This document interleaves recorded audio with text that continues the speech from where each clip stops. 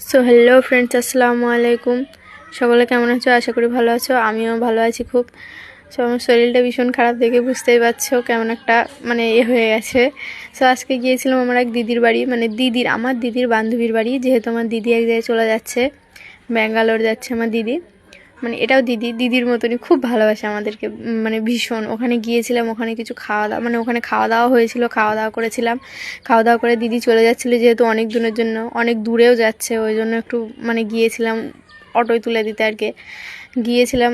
So এখানে দিদি দাঁড়িয়েছিল একটু, দিদির কোন আত্মীয়, কাকি পাড়া সম্পর্ক, ওনাকে জিজ্ঞাসা বলতে গেছিলো যে চলে যাচ্ছে, যেহেতু অনেক দূরে, তাই একটু ভালো মন্দ জিজ্ঞেস করতে গেছিলো। বলছিল যে চলে যাচ্ছি, তোমরা একটু দোয়া টোয়া করো, এরকম কিছু একটা।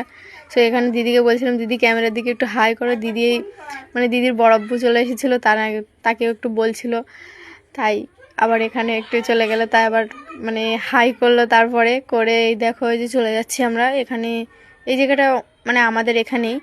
তো দিদি এখানে দাঁড়িয়েছিল অনেকক্ষণ, আমরাও দাঁড়িয়েছিলাম, অটো আসতে লেট করেছিল। তো দিদিকে এই যে অটোয় তুলে দিলাম।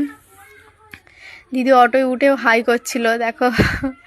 ওই দেখো, ভীষণ হাস্যকর মানুষ একটা, খুব খুব হাস্যকর মানুষ। তো দিদি চলে গেলে, এই যে গো টু দ্য ব্যাঙ্গালোর। তারপরে আমি, আমার আপা আর আমার ভাগ্নি এই যে বাড়ি চলে আসছিলাম। তখনই ওই আমাদের ওখান থেকে একটা রাবড়ি আইসক্রিমের দোকান আছে, ওই দোকান থেকে আইসক্রিম কিনেছিলাম। সো খাচ্ছিলাম, খেতে খেতে আসছিলাম। ওকে বলছিলাম যে আমারটা নিবি, ও বলছে যে না, নেবো না। আবার ওকেও দিতে বলছি, সেটাও দেবে না।